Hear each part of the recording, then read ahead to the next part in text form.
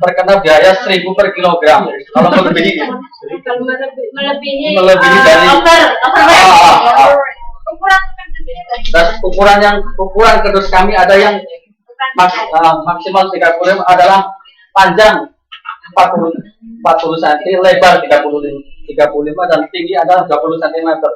Terus untuk box sedang maksimal 20 kg dengan panjang 35 cm, lebar 30 dan tinggi 20. Dan box kecil maksimal 10 kg dengan panjang 30, lebar 25 dan tinggi 15 cm. Terus yang kedua adalah produk spesial. Produk ini tidak memiliki keterbatasan berat dan dimensi. Dan produk ini adalah tentang hari-hari tertentu seperti hari besar, ulang tahun cetar ataupun hari raya ataupun hari Natal. Jadi cuma hari-hari spesial aja. Dan produk ini adalah yang memiliki batas, misalkan maksimal dari berat 35 kg. Kalau melebihi di atas 30 kg adalah tidak dikenakan biaya dan harganya adalah sama. Terus selanjutnya adalah strategi pemasaran. Jelaskan kepada rekan saya, Pak Nurul Kemaria sebagai manajer promosi.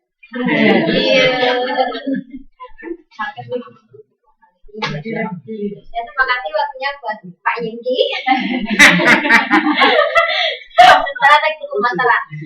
Saya sebagai manajer marketing membawahi divisi pemasaran. Bagian marketing itu membagi dua bagian. Yang satu direct sales itu menjadi customer melalui telepon. Yang kedua account eksekutif itu menjadi customer melalui kunjungan ke perusahaan satu ke perusahaan yang lainnya. Aktivitas pemasaran yang dilakukan oleh Tentara Express dengan cara mendatangi setiap perusahaan atau door-to-door. Yang kedua, strategi yang digunakan untuk meyakinkan perusahaan ialah dengan penawaran diskon atau memberikan cashback.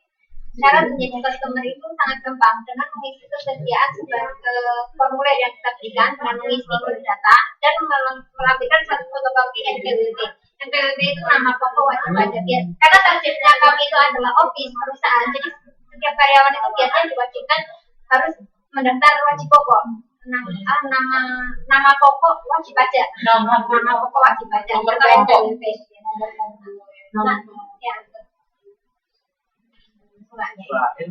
Kami tidak menggunakan iklan yang besar, tapi kami cukup datang dari satu perusahaan ke perusahaan yang lain karena target kami itu kan khusus bagian office atau perusahaan. Jadi tidak perlu melakukan biaya iklan yang besar-besaran atau sekali konsumen telepon kami bisa datang ke perusahaan. Dan untuk selanjutnya adalah misi dan itu akan dijelaskan kepada Mbak Maki. Ya, terima kasih waktu yang berikan buat saya ya. Saya akan menyampaikan visi dan motonya. Untuk visi kami yaitu menjadi pemimpin pasar di Indonesia dengan menyediakan layanan terluas paket dan logistik yang handal serta jasa keuangan yang terpercaya. Jadi untuk melakukan misi ini kita ada misi juga ya. Misi kita berkomitmen kepada pelanggan untuk selalu memberikan layanan terbaik. Yang kedua, berkomitmen kepada karyawan memberikan iklim kerja yang aman, nyaman dan menghargai kontribusi. Yang ketiga, berkomitmen kepada pemegang saham memberikan hasil usaha yang menguntungkan dan terus bertumbuh. Berkomitmen untuk berkontribusi positif terhadap masyarakat. Yang terakhir, berkomitmen untuk selalu transparan dan terpercaya kepada seluruh pemangku kepentingan ya. Jadi intinya di sini kita lebih memberikan kepuasan kepada konsumen seperti itu. Dari segi pelayanan, dari segi pengiriman itu termasuk pelayanan ya. Terus dari karyawannya sendiri gitu loh.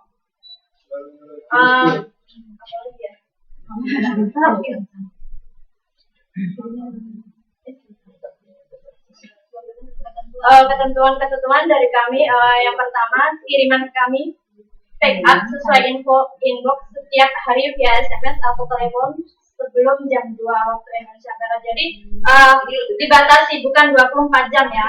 Kalau melebihi dari jam tersebut jadi Hitungnya Itu besok, hari hari besok. berikutnya gitu. Kiriman yang tidak sukses atau alamat kurang jelas, kami infokan dalam waktu 1 kali 24 jam. Apabila dalam 1 minggu tidak ada tanggapan, shipment akan kami retur. Kalau seumpamanya alamat tersebut kurang jelas, itu barang akan kita kembalikan dalam waktu 1 minggu. Dalam 1 minggu. Barang yang memiliki nilai tinggi atau berisiko tinggi wajib memiliki angsuran. Nah, di sini untuk barang yang berisiko tinggi seperti perhiasan, dokumen-dokumen yang penting lah ya, seperti itu, ataupun elektronik itu wajib memiliki angsuran.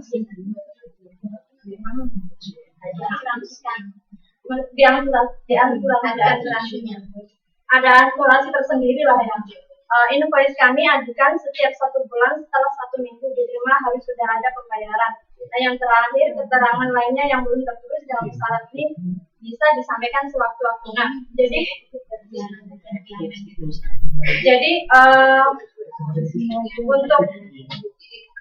untuk apa ya, yang belum tertera di sini bisa disampaikan ke kami. Untuk yang kurang jelas bisa disampaikan ke kami, ke perusahaan kami. Yang 4 ya, invoice kami ajukan setiap 1 bulan setelah 1 minggu diterima harus sudah ada pembayaran. Jadi itu tadi bukan setiap kali transaksi kami berikan nota ke perusahaan, akan tapi kami simpan selama 1 bulan. Setelah itu tagihannya itu baru dikirim ke perusahaan. Itu kenapa? Untuk mempermudah akuntan dalam penghitungan portofolio. Kan kasihan kalau setiap kali transaksi kita kasih kwitansi kan kasihan nyatet totalnya kerepotan. Jadi kalau 1 bulan sekali nyatetnya gampang. Oh, pengeluaran untuk pengiriman barang sekian, bulan ini sekian, jadi gampang. Invoice diberikan 1 bulan sekali dan semaksimal 1 minggu setelah tagihan dikirimkan perusahaan harus membayarnya. Mungkin dari teman-teman ada yang mau bertanya. Sudah selesai kah? Sudah. Ada yang mau bertanya dulu?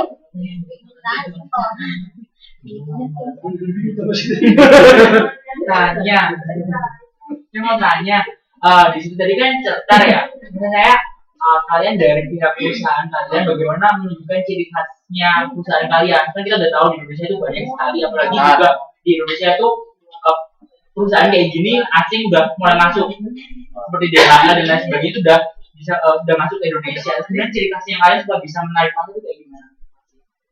Menggunakan Sesuatu. perubahan pertama menggunakan itu cepat antar itu sistem kayak istilahnya ekspres ya, cepat antar dalam kontak angkutan itu tujuan kami. Jadi tepat waktu setiap waktu dan sekali melangkah itu sampai tujuan. Jadi sebisa mungkin yang diminta sama konsumen, saya umpamanya ya, saya mau tanggal sekian sampai ke tempat tujuan gitu. Iya. Nah, kita bekerja semaksimal mungkin untuk bisa memenuhi permintaan dari konsumen. Ada klub. Misalkan ya, kalau misalkan yang barang yang dikirim itu tidak banyak, terus untuk mengefisiensi biaya itu gimana? Utang. Kami kan mempunyai action di setiap tempat, jadi barangnya itu udah ada cabangnya, per kotanya itu dari barang dikirim dari kota A misalnya ke kota B itu kan kita udah ada Penampung. bagian penampungnya atau penerusnya. Pas kami door to door. Jadi dengan telepon aja sekian jam kami jemput barangnya dalam kami pick up. Mbak, mau tanya, tapi kan di Indonesia sendiri kan sering macet. Ya. Lalu lintasnya kan gimana lah cara ngatasinnya? Mengantisipasi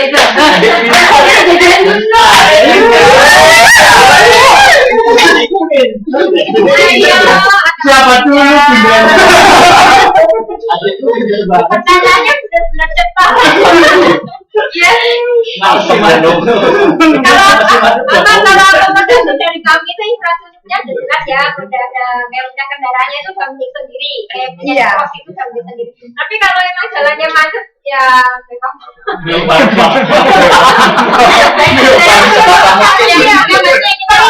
Pengiriman yang kerja itu 24 jam, cuma ruangan yang buat kita itu sampai sebulan, tapi yang kerjanya itu 24 jam.